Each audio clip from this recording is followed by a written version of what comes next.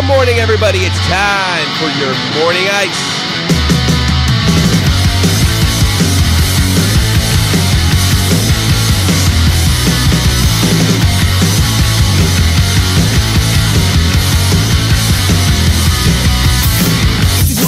What's happening, everybody? Welcome to the Crease with Tommy C. A little morning ice. Down on Dave Van Schuur's got the day off. He has actually some business to attend to, so he's got to go out and make that money. But today you'll be with me and only me, and we're going to cover all the interesting stuff going on in the NHL just the night before. Let's get into last night's preseason scores.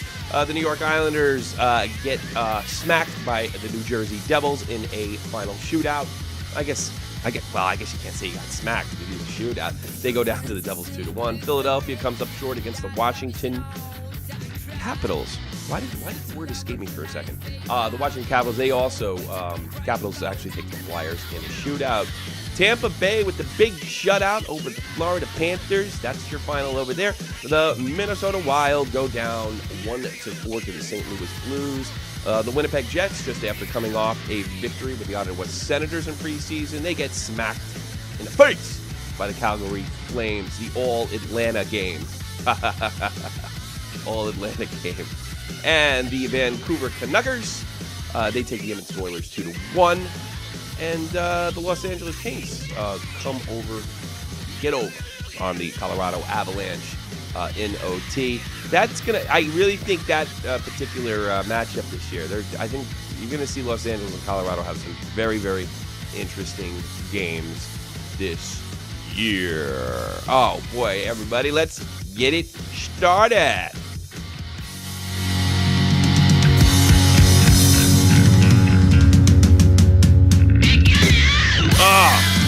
Listen, if you want to know who's listening, I really should put a link. And in fact, I'm going to put a link below because we're pre-recording the show today because Dave's not here. And of course, I'm going to be spending some time with my daughter. So I was going to knock off this show as quick as I could. The band you were listening to, and they are now our permanent song, they lent me some of their music in the past, and I decided to go. The song is called The Way Down Isn't Too Cool by a band named Border out of Argentina. And we've had some conversations. These guys are really easygoing. They're really great guys, and they lent me their music. And I'm going to use this particular tune probably for as long as we're doing In the Crease, Morning Ice, and what have you. All right, let's go over some of the more interesting stories, at least that I found. Anyway, Andrew Borroway, some kind of hedge fund manager, he's been rejected not once but twice by the NHL for buying both the New Jersey Devils and the New York Islanders. Apparently, by the end of the month, he will own 49% share in for the Arizona Coyotes. Now, the thing I find so bizarre about that is, the NHL is, one time, the Islanders were sold in the 90s. I think that ESPN did a 30 for 30 about it for a guy who had no money. He bought the Islanders with absolutely no money, and this guy's been rejected twice, and somehow he's been able to pull a purchase of the Arizona Coyotes. Of course, the other 51% is publicly owned. There isn't a sports team that should be publicly owned, in my opinion. I don't see why the state is investing in a hockey team or any sport for that matter that simply isn't that popular in that part of the world. And even if it was, it's probably wrong. If you want to do something like that, why don't you take a note from out of Green Bay, Wisconsin? Let the fans own the team. No public money should go to any kind of stadium or anything like that, especially considering the condition of the economy across North America. It's absolutely ridiculous. Martin St. Louis is trying his hand at center for the New York Rangers on the power play. It's an interesting move by Alain Vigneault, but I'm so happy with Alain Vigneault as a Ranger fan that I'm willing to give it a shot. Former Ranger Daniel Carcillo, he was let go by the Pittsburgh Penguins after getting a foot injury. Of course, Carcillo was there on a tryout basis, and he wasn't able to make the team because of this foot injury. The contract was only for the extension of the tryout. So Daniel Carcillo finds himself in a little bit of career trouble at this point. And I tell you something. Pushing the referee in the Eastern Conference Final aside. Was it the Eastern Conference Final, or was that against No, that was against Pittsburgh. So no. So it was in the second round of the playoffs. the guy is electric. He comes to play absolutely every day. Now, I'm not forgiving what he did because I honestly think the pushing of the referee incident is really his ticket out of New York. He had key goals against Philadelphia. He shows up big. He's not a super talented player, but he has a habit. He has a flair for the dramatic. I wouldn't care if the Rangers brought him back. I forgive him. I guess he's kind of, I mean, you let him go already. Obviously, you showed him you weren't happy with his behavior. At least that's the way I take it. So I wouldn't mind seeing Daniel Carcillo in a Ranger uniform again. And I think that any team that needs a player like Carcillo will be very happy. But, I mean, he's got to keep it together. I mean, look, it's a cardinal rule. There's nothing tough about pushing a referee around. Period. There's no honor in it. It actually makes me kind of sick. And I don't know that we couldn't have used Carcillo against the Kings. But even when I mean, he got suspended for duration, I think, and then they got it cut down. And even when they got the suspension cut down, the Rangers, Alain Vigneault wasn't interested in using him. So he obviously he's got some issues to overcome. But I got to be honest with you, I do like the feistiness, and like I said, he does have a habit of scoring key goals. And what have you. The big news is probably Bobby Ryan. He signs, get this, a $70 million deal, a 7-year, $50 million deal with the Ottawa Senators. That is a hell of a lot of money for 23 goals. I don't talk about contracts all that much, but I you know, it was mentioned in Puck Daddy that all contracts are local, sort of like politics, and I actually thought that was a pretty good comparison because I think it's the relationship with the Ottawa fans with Bobby Ryan, the New Jersey native from Cherry Hill, New Jersey, by the way. A lot of guys from New Jersey in the league. When I was a kid, there was only Jim Dowd, and he actually ended up playing for the Devils, but he didn't actually play in the 95 final. Jim Dowd, he was from New Jersey. James Van Riemsdyk, Carlson over there for the Washington. He actually played for Team USA. Carlson over there in the Washington. I hate. Little off today, folks. Over there for the Washington Capitals. Why can't I say Washington Capitals today? There's always like a word or something that I can't say, and I guess Washington Capitals. But let's just take a look at this. Good old Bobby Ryan here on the webpage view. Let's go. Of course, we're using Hockey DB. Let's stretch her out a little bit. Maybe get some. We can make it look a little bigger. Hold on a second, folks. I know the solution to this problem. Bang. So let's take a look at this. From Cherry Hill, New Jersey, 208 pounds, 6 feet, 27 years old. He had a big trade for the Anaheim Ducks. 11 goals there. I mean, this guy hasn't scored. He's just over 30 lifetime. No, excuse me. I'm sorry. He was with the Ducks before. He's 27. Wake up, Tommy. Wake up. I mean, he had 4 30-goal seasons with Anaheim and 11 with the Ducks. And, maybe he's only as good as the players around him. Corey Perry, Ryan Getzlaff, a lot of great players over in Anaheim. I just I don't see it, but it's obvious the fans in Ottawa demand it. Otherwise, I don't think this would have happened. Boy, I bet Marty Brodeur wished he had good fans like that. Keep his contract signed in New Jersey. That was a low blow. That was a really low blow, I admit it. It's only game. Why you have to be mad? But no, I think it's kind of a bizarre. I think it's kind of a bizarre contract sign, if you ask me. I mean, really. I don't know. All right. What else do I got? God, should I do this? Folks? Let me scroll up here. I got to be honest with you. This is this interests me the most, and because I can't seem to keep my my business out of politics. The hockey blogging world went apoplectic yesterday. Absolutely apoplectic. And I saw from Greg Wyshynski, from Adam Proto, the Hockey News, they lost their friggin' minds. Earlier in the week, the Philadelphia Flyers let the whole world know that they scrapped the ice girls and put on ice boys who had long pants and weren't real pretty like the ice girls. And after booing, and I guess a lot of complaining, and I imagine write-in complaining, phone calls, and the Flyers gave in, and they went with the ruling of their fan that the Ice Girls aren't all that sexist after all, and the people want them, and what the people want, they get. And, of course, self-righteous do-gooders like Greg Wyshynski and Adam Proto have been pushing this non-issue for a while. Actually, Harrison Mooney was a part of pushing this non-issue as of a couple months ago, and it backfired. They got the stripper removed in Chicago, but they weren't really able to get rid of the Ice Girls in this situation. I think I know the reason why.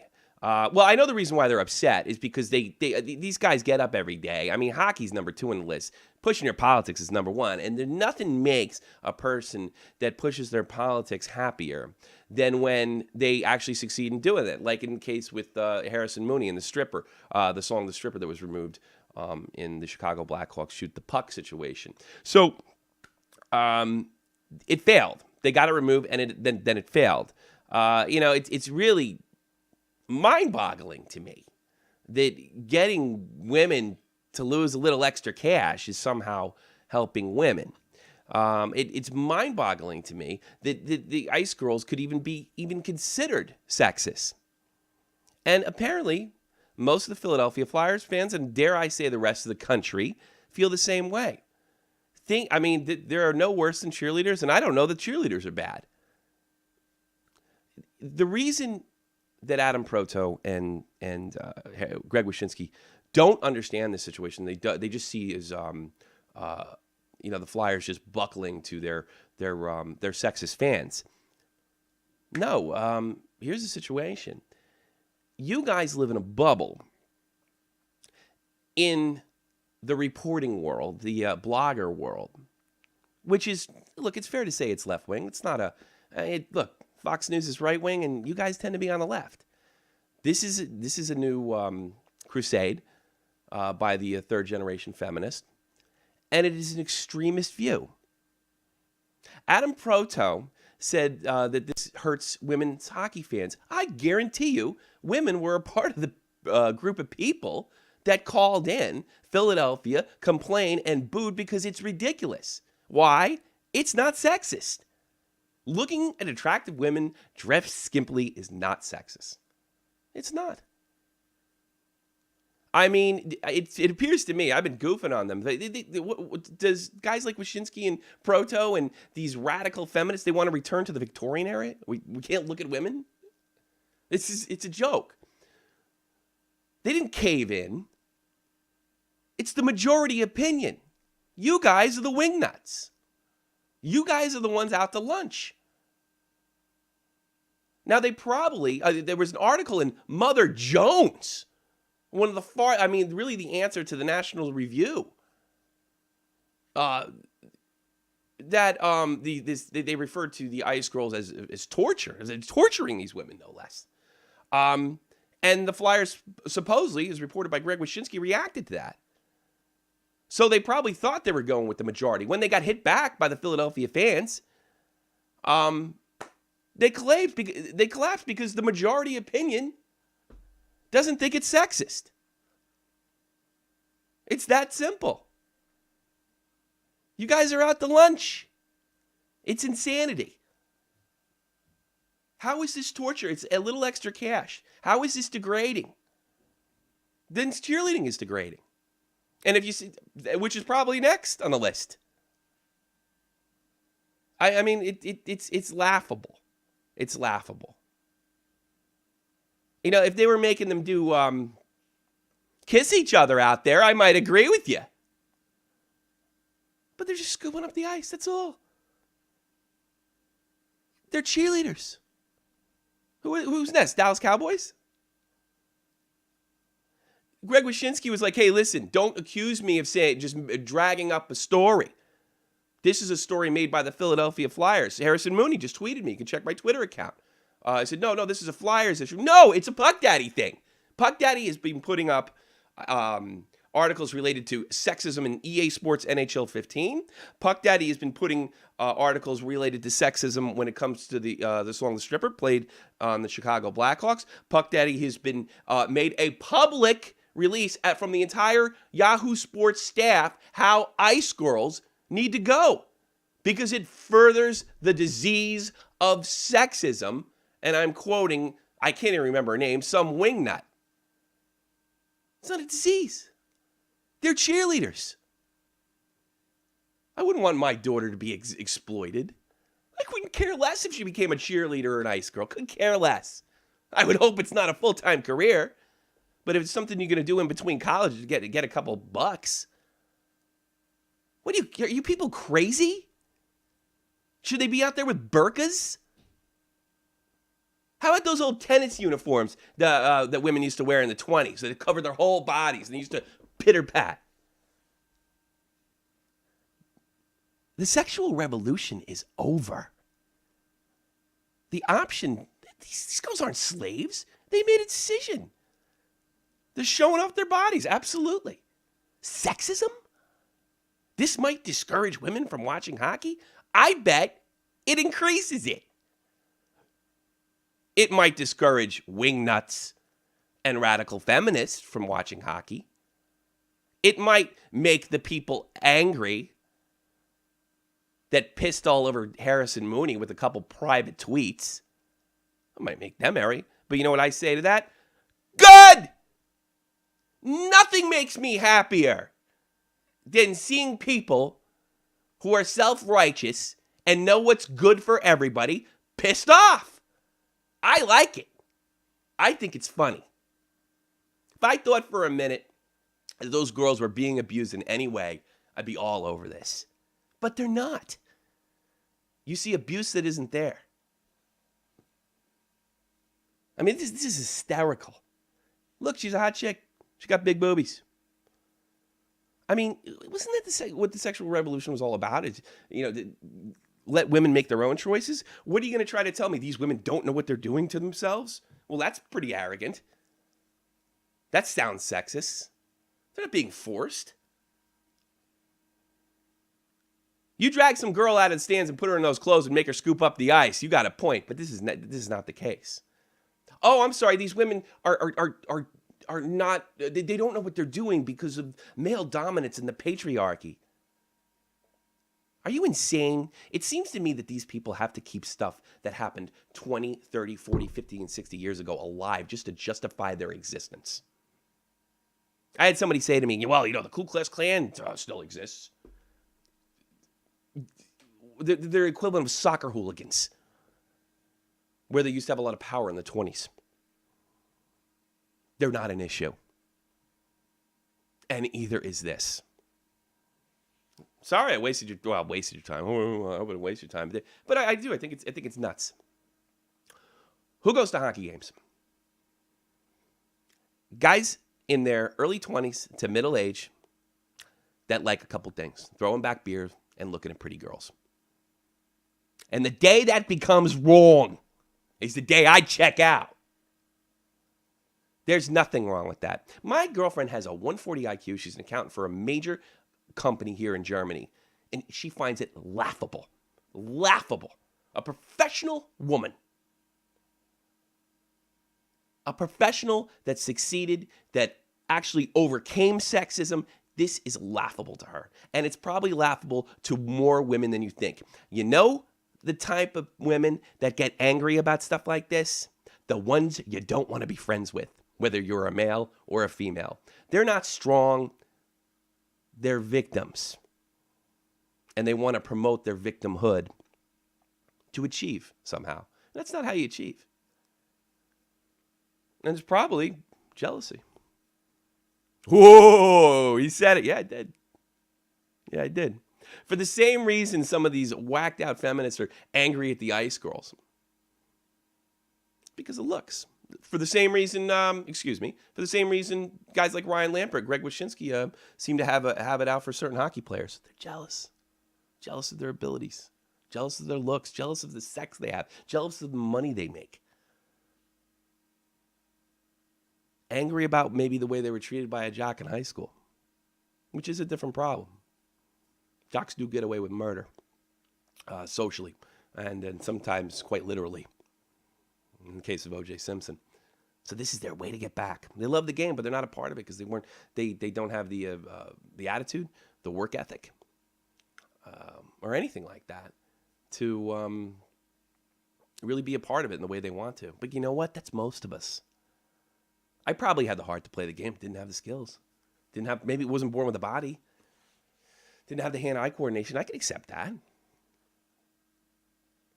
Did I get picked on by a jock or two in high school? Absolutely. Did I let it rule my life? Do I run around hating all the time? Am I constantly looking to put myself in positions where I can seem important by saying ice girls are sexist? They're not sexist. They simply aren't. They're cheerleaders. And if cheerleaders is sexism, and it's no longer okay to look at attractive women. It's no longer a way to throw back and have a beer, and act like a stereotypical man. I want out. I don't want to give in to these people. I don't want them running my lives. I don't want telling them what I can and can't see. Is that what you want? Well, it's sexist. We have to end all sorts of sexism. No, you said it was. Sexism can't be measured. It's subjective and usually decided by a political hack.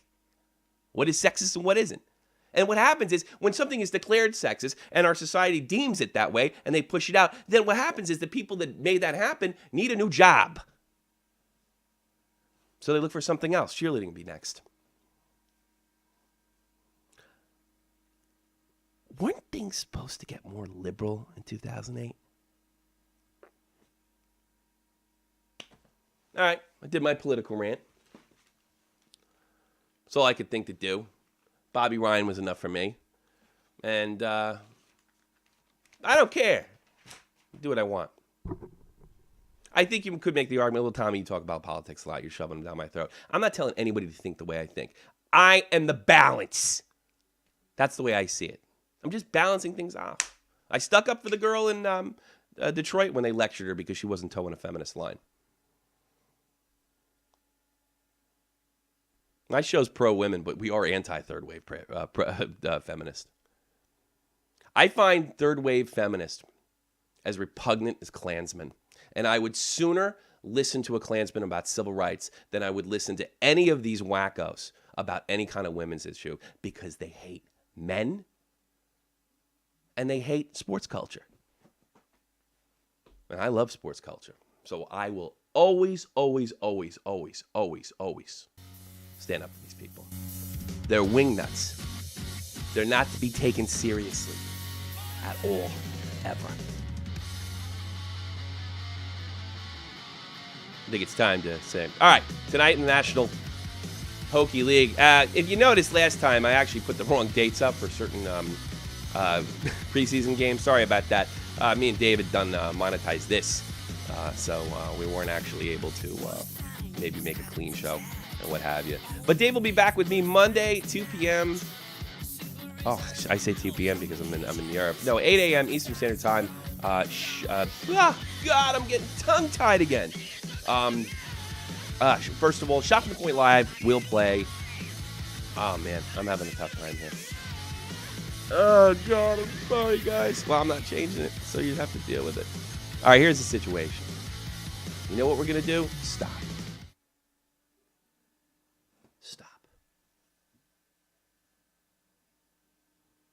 Focus.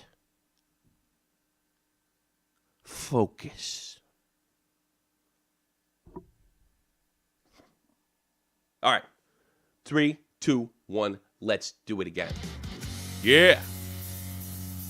All right. Thanks for listening to In the Crease with Tommy C. You want to give me a call on my voicemail, 718-395-7660. Of course, you can see right there on Twitter, Tommy C, SFTP, Sierra Foxtrot Tango Papa. Or you also can Skype us at Shot from the Point. Search for social media, Facebook, Twitter, Google+, all that other good stuff. We got it all. And what have you. Also, Dave will be back here on Monday, of course, every day, 8 a.m. We do In the Crease with Tommy C. And I hope you join us. And Dave will be back on I think we'll probably be doing a live broadcast. So you can check it out Monday through Friday. The Friday may go. We might be doing Monday through Thursday because I want to start doing Epic 3. But really, for now, it's 7 days a week, 30-minute hockey podcast in the Creek with Tommy C. And, of course, the Mothership Show, Shot from the Point Live, 3 p.m. Sunday. 3 p.m. Sunday, Eastern Standard Time. All times are Eastern here, even though I'm in Central European. But all times are Eastern. So check Shot from the Point Live and, of course, every day in the Crease and Tommy C. Also, I'd like to announce a very special. We're going to do a Shot from the Point Live special right after Shot from the Point Live. I don't even know what I'm going to call it yet, but we're going to do a live draft with all my goofy internet buddies. A live fantasy hockey draft. What does that sound like? So after Shot from the Point Live, the link is actually already up. It'll be around, I'm thinking, let's see, about 5:30 Eastern Standard Time. And you can just watch us goof around. Just an open stream or what have you. Thank you very much, everybody, for hanging around. I'll see you real soon.